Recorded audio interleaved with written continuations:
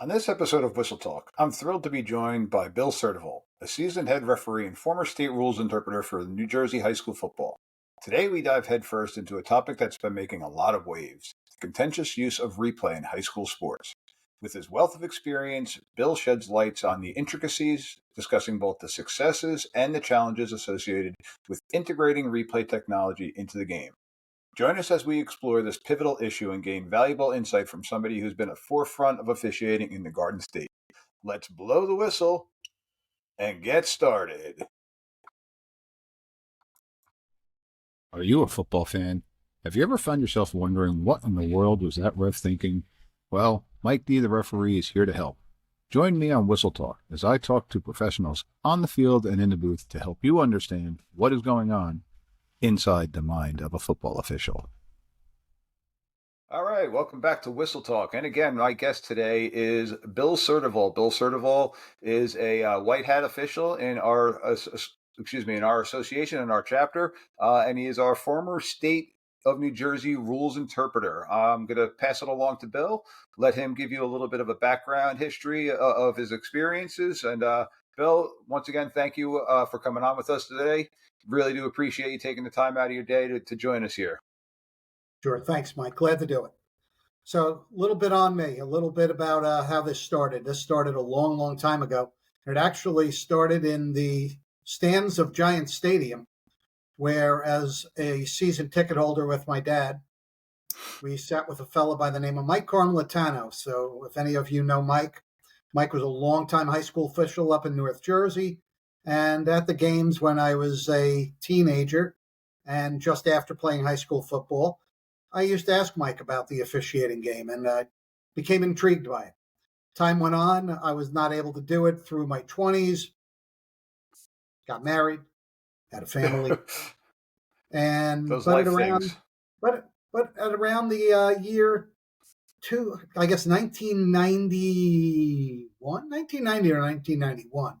Okay. I decided that I'd give it a run, and I went in, took the course that Tommy Barlow did such a nice job explaining last week on your podcast. Yep. And back then it was a 2-year class. Okay. There were substantially more officials then than there are now as a percentage in terms of games.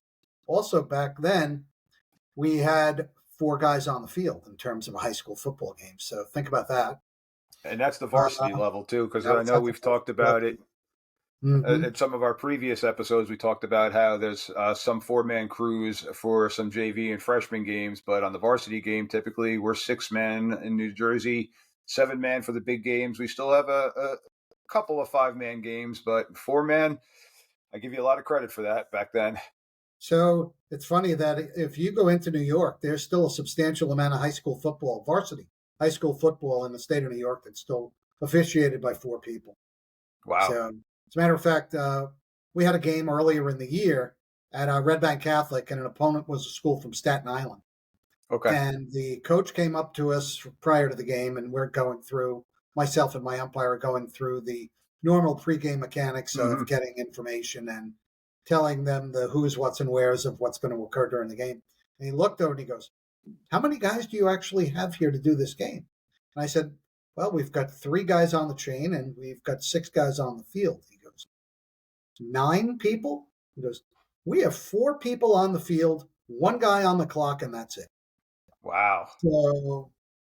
So that was interesting. That's a big interesting. high school from Staten Island, too. It was Curtis High School from Staten Yep. Island.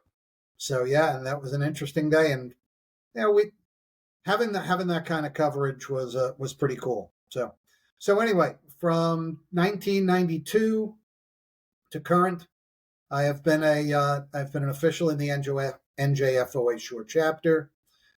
I have been a white hat or a referee crew chief since, I'm going to say, I think 2013 or 2014.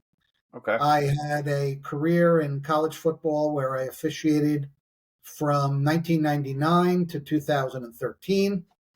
Decided to make the full-time move back to high school football in 2013, although still keep my kind of fingers in the pie a little bit with college football. Every once in a while, when needed, I will make an appearance, especially in a situation where, say, they're short a person and the ride isn't more than, let's call it 100 miles. So I'm often willing to do that. Yeah, they can In send you all over the place. That's it. In 2000 and I believe 15, I think it was either 2015 or 2016, I became the rules interpreter for the state of New Jersey. I had been the rules interpreter for our conference prior to that from, I believe, 2013. We lost a great interpreter in Ed Brandt, and Okay. Ed died way too young. Eddie was, I believe, in his mid 40s and was our shore conference rules interpreter when he suddenly passed. I was requested or asked to take over the rules interpreter job, which I've held since that day and to Okay. now. And I was the state rules interpreter in New Jersey from, I believe, 2015, 2016 to 2021. It was a great run. Got to meet great people. Enjoyed meeting all the officials throughout the state. And one of the things that I like to say that happened on our watch, not necessarily just through me, but by a concerted effort by people that were involved in high school football in the state, such as Carmine Picardo and Jack Du Bois, were that we were able to get rid of that stigma of, well, in the South, we do it this way, or up in Okay. the North, we do it that way, or down at the shore, we do it this way. By being involved in creating the NJFOA 6-man mechanics manual, we created a kind of a guidebook, a how-to book for everybody in the state to do it the same. So if Bill Surdovel or Mike D'Ambrosio are showing up at High Point, or the guys from High Point are showing up at Cape May, you should know that those guys are from the South or from the North or from the shore or from the Central. We like to think that we have kind of changed that to we are from New Jersey and we're New Nice. Jersey football officials and we're all trained the same way. And in New Jersey, we're trained under the National Federation too. And I know that as the rules interpreter for New Jersey, you had some dealings with the National Federation too. Am I correct in saying that? Oh, sure, yeah. So every 5 years, they would take the rules interpreter and have him go to the annual rules meeting out in Indianapolis. I got my chance to do that. I thought it was exciting and interesting. Got to meet a lot of people that were involved in high school football for a good long time. My friend Bob Masucci, who is the North chapter and one of my predecessors, was also on that trip, and Bob came out of his own volition, which I thought was great. Got to meet George Demetriou, who George is, and I know that you're going to talk to George at some point down the road. Yep. George, basically, for all intents and purposes, wrote the high school football book as it stands right now. And of course, George is the author of the high school version of the rules guide that Rogers Redding writes on a year-to-year basis. So where it says the Redding study guide, it really ought to say the Demetriou study guide. Yeah, Because we'll have George George is on in a really, couple of weeks. yeah, George is the guy in terms of knowing the rules. So if you've ever got a question, and I know this, when there was ever a question on my behalf, I was always happy to have George's phone number.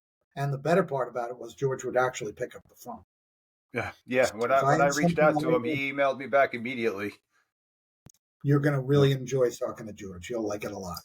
He's terrific. So now, a question for you: You have been the rules interpreter for 6, 7, 8 years approximately. I forget the dates that you said, but you were still on the field at the time as a crew chief, as a head referee, correct? That is correct. And to this day, So how did you go about managing and balancing those two? Because I know, and to give our listeners an example, when I was first coming up through the ranks, I had sometimes coached a number of years, but I would have some plays where I'd be like, what would Bill do in that play? And sure as heck, I would give Bill a call or shoot Bill a text and explain to him what happened. And now today with Huddle, say, hey, Bill, can you take a look at this clip? Was I in the right? Did I see this correctly?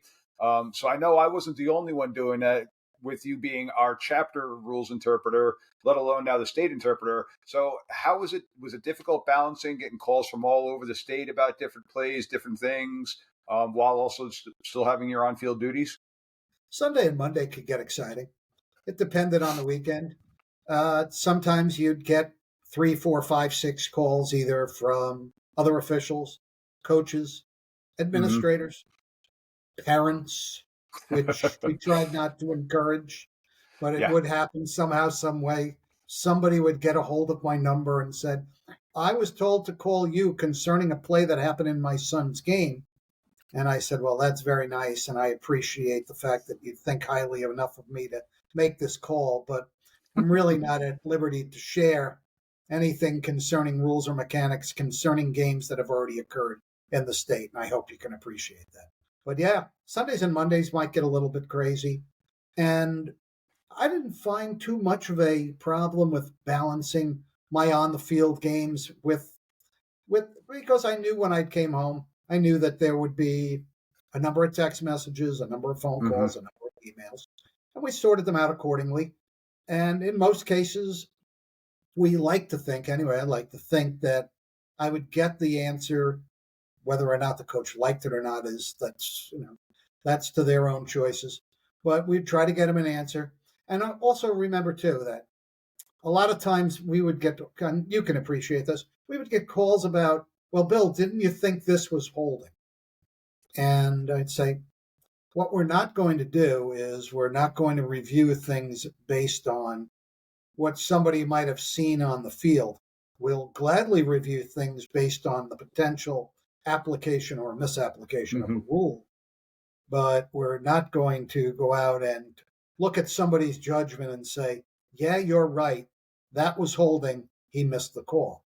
That was never going to be, because that's not what a rules interpreter is about. I'm just making sure, or at least being a guide for our officials to have kind of a source to come back to ask a question if in fact they think that they either misapplied a rule or kicked it, or just not even misapplied it, just misunderstood it and applied it in a manner which was wrong. And it happens. None of us are bulletproof.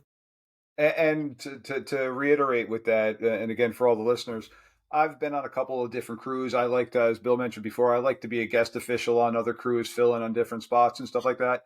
And pregame, we're always having discussions. Halftime, we're always having discussions about different things. And one person on the crew may interpret one play a little bit differently. So having Bill for us in our area as a great source that we can go back and bounce ideas off of and make sure that we're interpreting it correctly and how it should be, because we're all studying from the book. We all do meet and talk, but sometimes we make mistakes. And this is where the human element comes into play of the officiating, where a lot of times it's people think we're kind of robotic and stuff like that, but the human element, and sometimes we'll either miss a call or we'll misinterpret a call.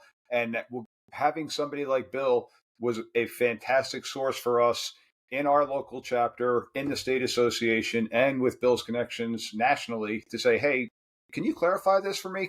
Can you maybe dumb this down in terms that I could possibly understand, just to make it a little bit easier for us to understand, and then go on and officiate the game a little bit better. So, Bill, I could say personally, I truly did appreciate your role as the rules interpreter, and knowing that you were a phone call away for me. So, I once again thank you for that. I'm glad to do it, and I'm glad to continue to do it. So, no, it's important that there's somewhere to go, and our chapter has done a nice job of taking on calls and being a leader with a video to Mm-hmm. be able to go out and show plays that in certain cases our officials might not like. They might think that they're being shown up, but we've said this before and we'll all say it again. It's not meant to embarrass anybody out there. It's not meant Yep. to slight anybody out there. It's really only an opportunity for us to see something that potentially was done wrong by one of our either crews or an individual official, and make sure it doesn't happen again in the future. Correct. And it's amazing too. I like to joke around with I'm still good friends with a lot of the different coaches around the area. I'm never going to say, "Hey, coach, that was a terrible call. Why would you call that? Why did you call a timeout there, coach?" I'm not going to do that. But sometimes we do make some mistakes. We do make some bad calls. We make some good calls, and going back and watching it on the film is fantastic. And again, having somebody with your knowledge and your capacity there for us was always something great to fall back on, because there'd be times, especially with the younger levels, I'd be like, Coach, I'm not so sure. Let me find out about that. And I'll make sure for Friday night or Saturday afternoons, I was spot on. If that guy had a question for me, or if that coach had a question for me that I didn't know the answer to right then, especially my first year, okay, having somebody like Bill around and the rules interpreter around was fantastic. So, and we meet every other week still and watch some film. And unfortunately, I was showing up on the screen too, and I know Bill was on the screen, and pretty much everybody else in our association was up on the screen at one point or another. So Well, it's a great learning tool. yeah, I've thought that if I can't put myself up, then I really don't have the right to put anybody else up. And unfortunately for my crew has probably seen more than their fair share of video time, because I don't want anybody to say, well, you put us up, but you'll never put your own guys up. I don't think anybody can ever say that that's the case. My guys are unfortunately the stars in a lot of hit plays, and Yeah. they will probably continue to be so as long as I'm in the chair of doing the quizzes and running with the film. So sorry, guys. Hey, Whistle Talk fans, are you enjoying what you're listening to? Be sure to hit the like button so that you can join us every week as we break down the nuances of officiating that often go unnoticed. We want to hear from you, the passionate fans who make our game so special. Like what you hear? Hit the like button and let us know. Have a burning question or a hot take? Drop us a comment below to join the conversation. So that kind of is a good lead into to the next thing that I'd like to talk to you about, Bill. And it's a real big hot topic that's going on right now in the state of New Jersey. And it's not just in the football world. And for those people that have been following along with us, I've referenced to it a couple times.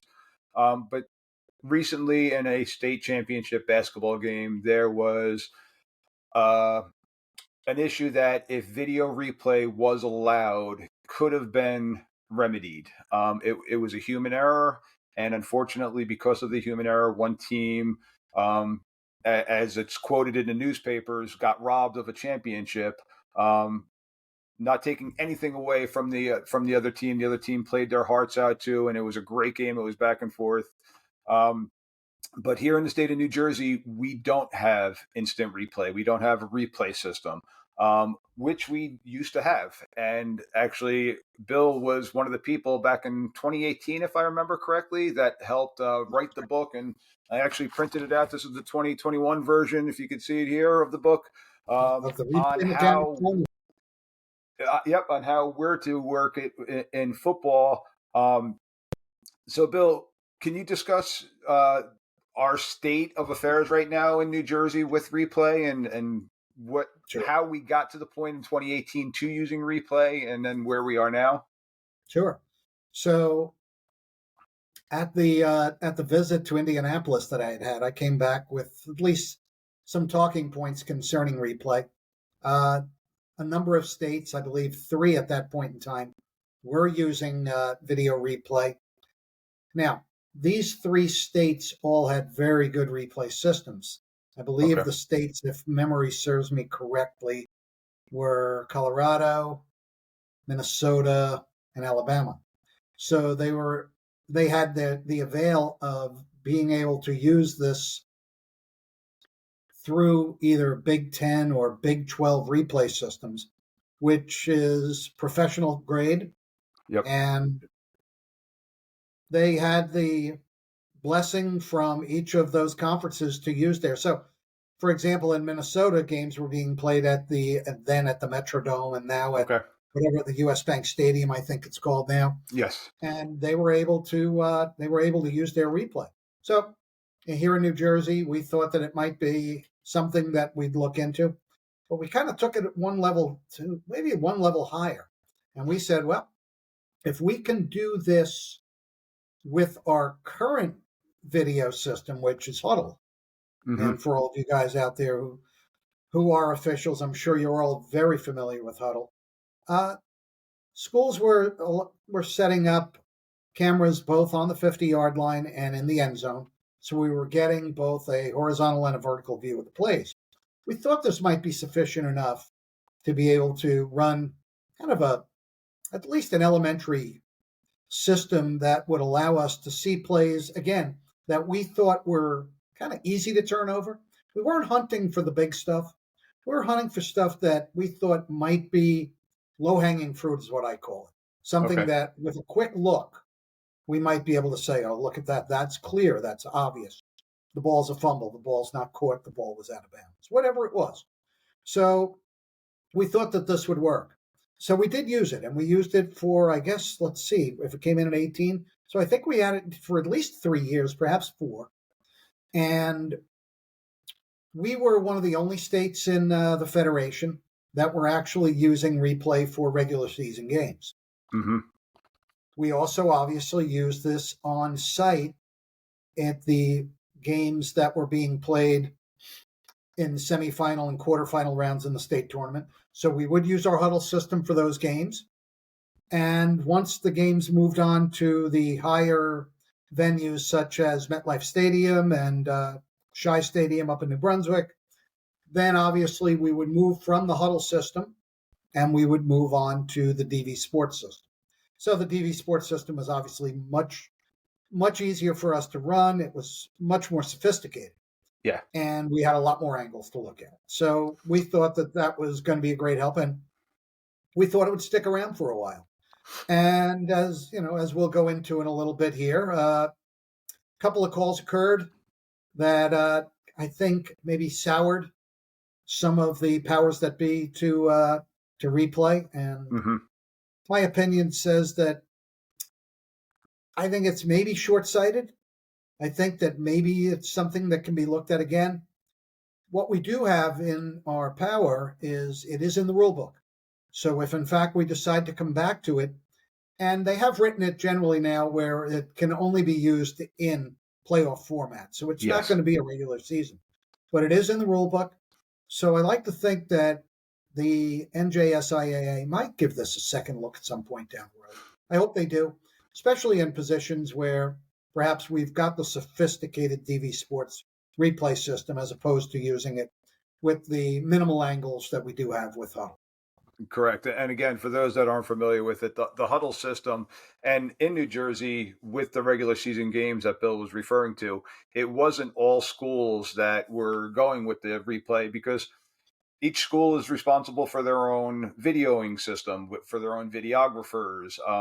And in order to have the replay being eligible to be used at those fields, they needed to have the specific cameras, the end zone cameras. Some schools don't have an end zone camera still today, and it's finances. Bottom line, basically, is what it comes down to. Because I know all the coaches loved that end zone view, and they all wish to have it, but some schools just it's not in their school's budget, so not every school would have it. But now, as you're going into the playoffs, and you're getting last year or 2 seasons ago, I should say, some of the higher games were at neutral sites, and then the championship games at another neutral site. This year, they went back to being at their home sites at the higher seed until you got to those championship games. Now, being at those bigger fields, having that ability to do it, it does make a difference. And you mentioned Alabama. I know that they're still using it in the playoffs. And actually, in one of our upcoming episodes, I do have a gentleman from Alabama we're going to talk about the replay system and how they use it down there. But unfortunately, now, because we all have cell phones, we all have cameras, we all have video cameras, the angles that we were getting from Huddle just weren't there for the calls that we were looking to make. You didn't have one going down the pylon. You didn't have one going down the sideline. You had an end zone view and you had a 50-yard line view. And it just, for regular season games, as a former coach, I wasn't a big fan of it because of those things, because it still left angles in it where, okay, you can't really tell if the foot is inbounds or out of bounds. And I can honestly say some of the grass fields that we have, some of the lines on the sidelines, you don't know which way they're going. They're curving up and down all over the place. So a foot could look in bounds when it was out of bounds, but how it was drawn on the paint makes it look still in bounds. So there's still a lot of gray area with it. Again, get to your championship games now, neutral sites, better fields, better equipment. It is something that I do think that our state is going to look back into it, especially with the scenarios that we're going to talk about now. So I got a couple videos that I'm going to show here. The first one is the video of the basketball game that Bill and I were just referring to. And I will talk us through that one because it does not have audio with that one. But this is a state championship basketball game. And as you'll be able to see on the bottom right-hand side of the screen, it does have the clock superimposed into it. Now, I don't know if the officials even have the opportunity. And again, this is a huddle system where it does superimpose the clock system in there. So you would need to have that. But you'll see as we watch this play out, team makes a free throw.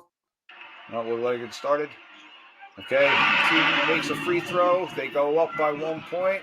Manasquan comes down, chucks one up, missed it, but the rebound, and clearly with 0.6 seconds left on the clock, the putback is in, and it would have given Manasquan the state championship. Now you got the crowd here, and again, for those that are watching it, you see the officials are huddling up at the bottom of the screen. They're talking it over, and unfortunately, this call does get reversed because Manasquan was given credit for the basket, and the referees conferred with each other. Apparently, two of the gentlemen said that they had a better view of it, that the time had run out. Unfortunately, again, I'll pause it here. Unfortunately, in the state of New Jersey, we don't have the shot clock on the top of the backboards as you'll see in college games, and we also don't have the highlights that go around the backboard that sometimes an official will be focused on, where in college games that you do have. So this was one game. It kind of got away. Bill, what are your thoughts about this game? So this kind of brings into kind of context what I had said originally in terms of perhaps looking at this again and perhaps taking a second look at perhaps using replay. If the superimposed clock is available and a format is available for the officials to be able to see this at the scorer's table without having to leave the court, or having a replay official on site for these games potentially, I think it's worthwhile again to examine, because again, as we'll talk about later on other plays, replay is not designed to overturn a play that is so close in terms of was he down, was he in bounds, was he in the end zone. Replay was designed, in my opinion, to correct an obvious error. And in this case here, I think with the superimposed clock, this was an obvious error in terms of the turnover of the play. And as we see there, you can see the ball is already out of the player's hand with more than a second to go. Yep. This would have been an easy one. This would have been an easy one to go over to the scorer's table if, in fact, they had the replay available. This one wouldn't have taken more than 10 or 15 seconds to say, we've got it right on the court. The basket counts. The game is over. Yep. So I hope that they'll consider it again. I hope that they'll consider using it in other sports. I believe as of at least that last I'd heard, the only two sports in the state of New Jersey that had even experimented with replay were football and ice hockey. Okay. And I didn't know that with ice hockey. Yeah. And I'd like to see them consider it again. Again, if only for getting the obvious stuff, a timing, not to reset the clock where the player is out of bounds at 0.4 and we're looking to put 0.05. I don't think we want it for that, but I do think that if in fact we've got a scoring play that can either be proven or overturned with a simple look, I think we should take advantage of it. Yep. And this topic, unfortunately, and I give the kids from Manasquan a lot of credit. They obviously were unhappy. Coach was very unhappy afterwards. The opposing team continued to go on and win their overall group state championship, with the Manasquan team being in the bleachers and supporting them. That was classy. Yeah, it was a great move by them, a classy move by them. But again, it was unfortunate that that either team was going to be penalized because of this, one way or the other. Again, 45-46 is the final score. That's a great basketball game. That's a great high school basketball game. Two great teams, and unfortunately, one had to come out on the losing end and on a sour note because of a missed call, in essence. I So think that's fair. The next video that I have here, this is from the state of New Jersey, the 2021 state championship game. And this one, you'll actually be able to hear play-by-play of what actually happened here. This was a game between Cedar Creek and Woodrow Wilson High School. At best, adds an extra point to give Creek its first lead of the night. All right, 14 seconds left. The Tigers facing 4th and goal from the 7. Cargman to Nasir Oglesby. CJ Resto there to make the tackle as Oglesby stretches into the end zone. The official rules him down just inches short of the goal line. Video review being used for this game, and after a lengthy review, the call on the field stands. Cedar Creek makes a goal line stand to cap off a crazy comeback. And with that video, you could see that video was at a game that was at Rutgers University, and you saw the video replay board showing the replay. And again, that one, it's a touchy one. Bill, what are your thoughts on that game? A tough call. Not exactly what replay is designed to fix, because it truly was a bang play. We did have an official in a perfect position to make the call. Mm-hmm. If you look at the video, you'll see if an official is absolutely right on the call, right on the play. I think that whether or not the knee was down or not down, after looking at multiple replays from a number of angles, they couldn't determine. They had to stay with what was called, which was that the player was down by contact prior to getting into the end zone. A difficult call nevertheless, but official in absolutely the right position to make the call. Whether or not we got it right or not, for time to tell. So the still frame that I froze on the screen shows the receiver kind of squatting down to make the catch, and his left knee, I would say, is about an inch to an inch and a half off of the turf. And in high school football, if his knee's on the ground, they are declared down. His back is to the official that is making the call, that has the call, who's in the, like you said, he is in the perfect position to make that call, but it's still human look from his point of view. It looked like his knee was on the ground, and he called the play dead right there at the spot, blew the whistle. He came in right away. There was no hesitation whatsoever. Correct. He thought he had the call correct. And unfortunately now this view, well, this is what the fans are now seeing in the stadium. And I don't know if the replay officials have this exact view or what, but it's such a bang play that it's still going to be difficult to see. And I don't know that the replay cameras, and correct me if I'm wrong, Bill, but most of the replay cameras are designed for lines, correct? The boundary lines, the end lines, the goal line. Down the goal line. We did have the back line. And of course, we're going to, in this case, with using the sophisticated system that we were able to use, we did have multiple angles. And I would say that this one particular angle where you've got it coming down the sideline this way, if they didn't have that look, that's unfortunate, because it does look like that in this case here, that you certainly could have built a case anyway for the player not being down. Yep. You could have built a case. But can we by all certainty say that he wasn't down?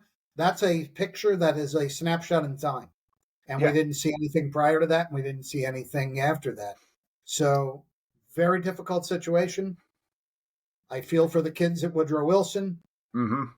But in this case here, we did have an official with a good, clear shot at looking at it. He made a call in time.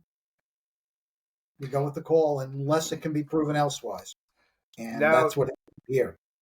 To backtrack just a little bit, too, about a previous conversation with it being used in the regular season, for again, the listeners out there that didn't know, if this was a regular season game, not only do we not have the correct angles for this, but on the field, the official was looking at the replay on an iPad.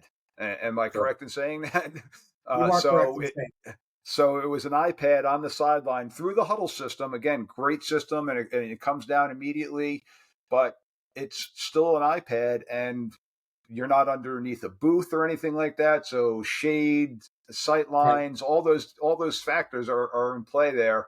Now in this one, they were using the collegiate replay system. This was run through DV Sports, correct? And we also had a dedicated replay official and a replay assistant. Yep. So we did have 2 people in the booth on this one. And again, for all the fans out there, you watch a game on Sunday in the NFL and they replay almost everything.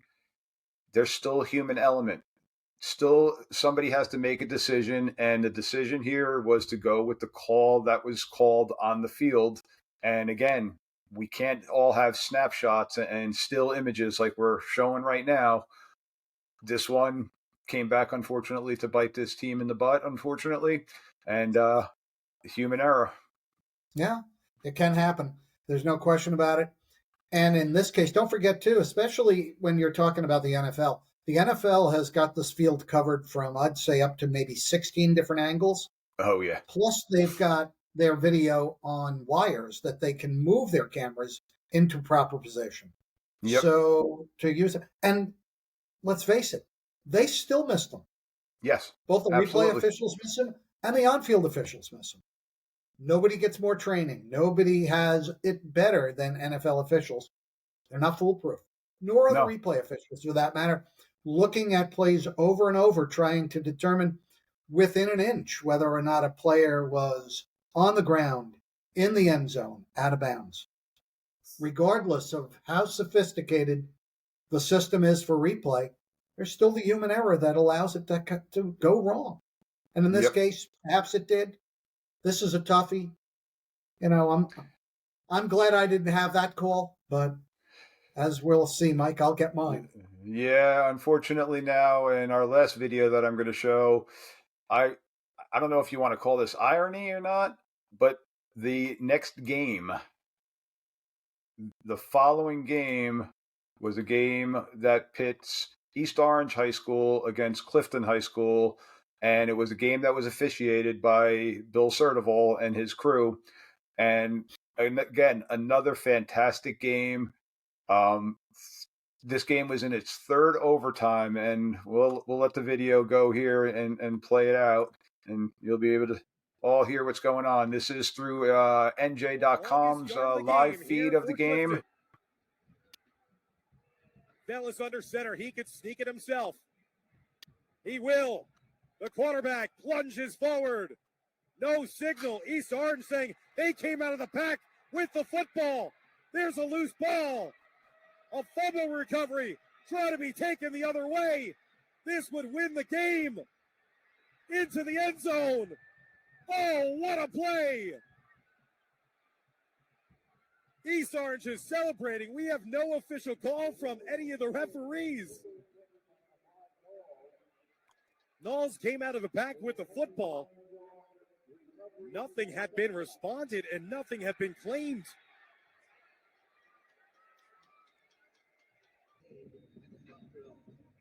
Have a lot of interested parties here at Rutgers and at home around the state and around the world.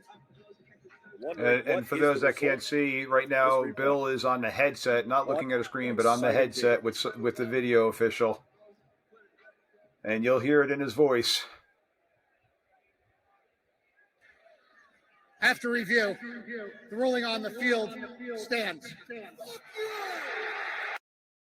I apologize for the language in the background there. That was a very frustrated coach in that scenario. So, again, just to rehash it, that was a game, a championship game up at Rutgers University, went into its 3rd overtime. The offense had the ball first, and it ended up being a defensive score, and a defensive score in overtime ends the game at that point in time.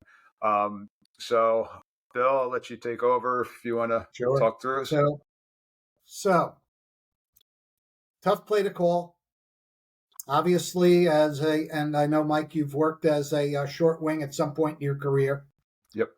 We've been trained since day one that a touchdown is forever. And the only time you call a touchdown is when you are 100% certain that the player is in the end zone with the ball in his possession. Our crew was not able to make that call because we were not able to determine whether or not the ball player was in the end zone with the ball in his possession. We were hopeful that replay would either validate or invalidate the call that we made on the field, which was a touchdown for East Orange. Replay from a number of angles was unable to validate or invalidate whether or not the player had possession when he crossed the goal line. So we had to go with what was on the field. Yep. We have seen since, obviously, this video and other videos, I still don't see any evidence that 100% for certain shows that the player was in the end zone with the ball. Can this video persuade me perhaps that he was? It's a difficult call. We were hopeful that replay would give us something concrete one way or the other, either validate the touchdown for East Orange, or even, if possible, validate the point that perhaps either the player was either down by contact prior to a fumble, or even that the player was short of the line to gain while he was on his knees. We got none of that. Somebody's got to make a decision. We made the decision. Yep. And as Bill mentioned, being a former short wing myself, my personal opinion, ball spots was probably one of the most difficult things that we would have to do as a short official of making sure that we have the right spot. And then when you get into a short yardage situation, that one was a goal line situation. But even just if it's third and inches and they're just trying to get the first down, when you've got those masses of humanity and the big bodies all wedged up in there, the ball gets lost. The ball gets lost, even though the quarterback's trying to reach out. The ball gets lost in there, and we're taught we're not blowing the whistle unless we see the ball. We're not putting our arms up unless we see the ball. And you'll notice on all levels, you'll see those officials coming in hard from the sideline to try to make sure that they've got a good view, that they're seeing what they're able to see. But sometimes you don't have a good angle. Sometimes there's a body in the way, and you got to rely on the guy across the field.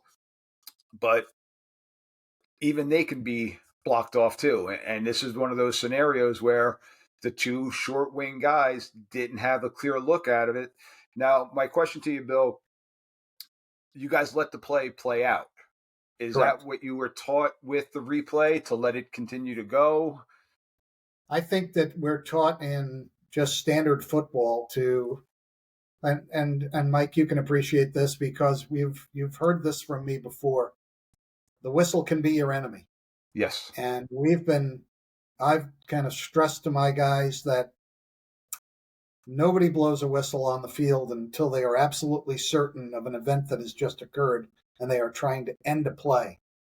So in this case here, because nobody in this case, myself or any of the other officials on the crew, were absolutely certain as to what had occurred or what was occurring, we allowed this play to play out, because to have blown the whistle while the player was on the 5 or 10 yard line would have further complicated matters if, in fact, the play was deemed to have not been a touchdown for Clifton, and in fact the ball had, and it became clear on replay that the ball had come loose. Yep. Then you would have had an inadvertent whistle on a touchdown return.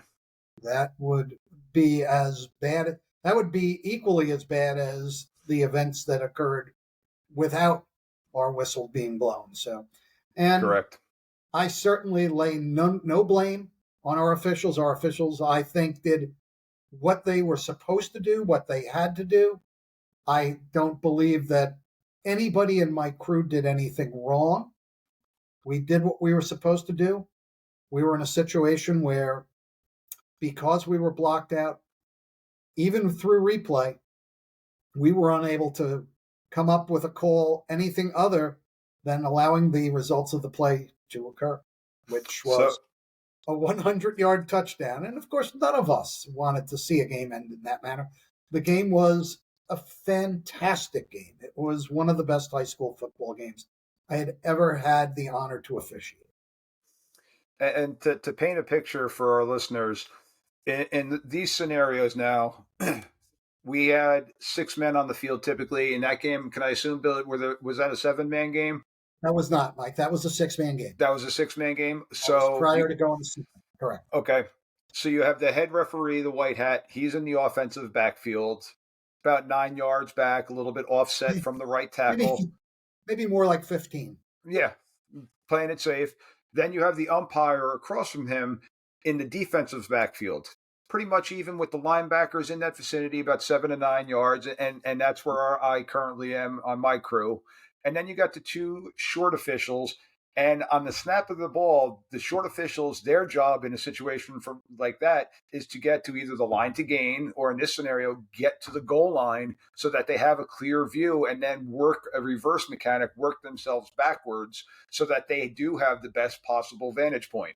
So you got 4 guys in that vicinity. Only 2 guys have that call. It's not the referee's call from being behind the play. It's not the umpire's call to make that play. You should never see an umpire put their hands up. And it's definitely not going to be the 2 back guys that are on the back of the end zone. So it's the 2 short wing guys. And again, this is a scenario where if they can't see it, they can't call it. And that goes to penalty enforcement. That goes all the way down the line. And this is, again, where the human aspect does come into play. And in this scenario, the replay wasn't conclusive enough to overturn it. And I know that's a term that a lot of people hate. It was inconclusive. But It's got to be, the video replay has to be black or white. It's got to be cut and dry. It can't be any gray area in between. It's got to be, this is what it was, or this is what it wasn't. Am I correct in stating that? 100%. And we use replay, like I'd said, not to fix, in a perfect world, we'd love to fix everything. But it's not created, nor is it set up to fix the impossible. It is set up to hopefully, and we say hopefully, eradicate an obvious error. And in this case here, we don't think that there was an obvious error on either case. It is set up for a play that if, in fact, there was a picture of a player, let's say the Clifton quarterback at that point, on the ground with the ball in his own possession, that would have been, in our case here, potentially an obvious error. Mm-hmm. That didn't occur. So we didn't have a look at that because it didn't occur. And therefore, we're trying to depend on, following the progress of the ball after the snap, in the possession of the quarterback, trying to determine whether or not he made it across the line of scrimmage, and trying to determine whether or not he made it across the line of scrimmage with the ball in his possession. Yep. Yeah, there's a lot of different variables that come into that play. And again, one of the most difficult ones. And truly, the only way that you would really have a great view is if you had an eye in the sky that was directly above the ball, and even the drone footage and the cameras that you see on Fox and on CBS and stuff like that, they're never going to be directly over top the ball. And it's one of those plays that it's unfortunate of how it played out in a great game, in the capacity of game that it was involved into. It's an unfortunate thing that occurred that you were involved in, and it's an unfortunate thing that occurred for the players because it's something that they're unfortunately going to remember, and possibly not on the best light for the people in stripes. Sure, we hate to think that it was taken away. Perhaps it was. We don't think it was. We don't think we did anything wrong. Mm-hmm. Time will judge that. Yeah. And, of course, video replay, which, again, if you look at that video again, I don't think there was anything conclusive of that.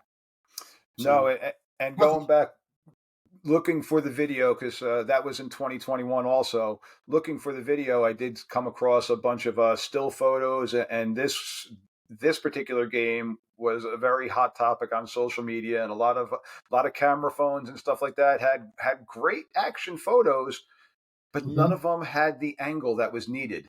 And they were screaming and yelling and writing stuff online. Oh, here it is. It's obvious here. It's not the right angle. It's unfortunate, but it needs to be that direct over top view or that direct down the sideline view. And when you got the big bodies in the way, the view wasn't there, unfortunately. It wasn't. So, no. So did we get it wrong? Again, only time will tell. Yeah, so. I mean, in my opinion, no, you didn't get it wrong. But you got a 50-50 toss up on who you ask on if you got that one right or if you got that one wrong. And well, that's the nature of the beast that we're involved in. And again, it's unfortunate for somebody did have to lose that game, being such an excellent game that it was. Phenomenal game. Absolutely phenomenal game. Not a peep out of the kids. Kids were classy. Unfortunately, I heard somebody at the end of the game who maybe was a little less classy at the at the end of the game. So I'm not quite sure who that was, and even if I was, I probably wouldn't mention. Yeah, it's I'm sure it's one of those emotional type of scenarios. 100%. So, Bill, we're kind of running out of time here. Okay. So for our listeners, we will hold off on our flag facts today. I don't want to hold Bill up. Bill has already been with us. We've been on for about 50 minutes so far. Bill, I truly, truly appreciate you coming on tonight, you talking about your background, state interpreter, and also kind of bringing up some memories of some things that, again, some people may have a negative thought process about you on, because you're the guy with the white hat on in that scenario. So unfortunately, it's your name that game falls onto. But it's a crew call. And again, I personally think you guys had the right call with the angles that you had. But I just want to thank you one more time for coming on to the show tonight, taking your time out of your day and just discussing this topic with us. Mike, I was glad to do it. Thank you very much for thinking of me, and best of success with with your podcast going forward. Let me know if I can be of any help. I appreciate that. And to all of the listeners out there, Whistle Talk, this is Mike D, the referee, signing off and saying thank you. Please make sure to hit that like button. And I will see you next week, where we're going to have on another gentleman from the state of Alabama, where we're going to talk about replay that is still being used in the state of Alabama. So once again, Bill, thank you, and good night to everybody out there. Thank you for tuning in to another episode of Whistle Talk, where we unravel the fascinating world of football officiating. If you enjoyed today's discussion and want to stay in the loop with the latest insights, be sure to subscribe to Whistle Talk on your favorite podcast platform. Stay connected with us by following Whistle Talk on social media, where we share behind-the-scenes glimpses, updates, and engage with our incredible community of officiating enthusiasts. Find us on Twitter, Instagram, and TikTok. Just search for the words Whistle Talk. Your support means the world to the show, and we'd love to hear your thoughts, questions, or suggestions for future episodes. Drop us a line through our website or message me on social media. I'm always eager to connect with the fellow fans and continue the conversation. Until next time, keep blowing the whistle on the untold stories and nuances of football officiating. Thanks for being part of the Whistle Talk family. This is Mike D, the referee, saying so long for now.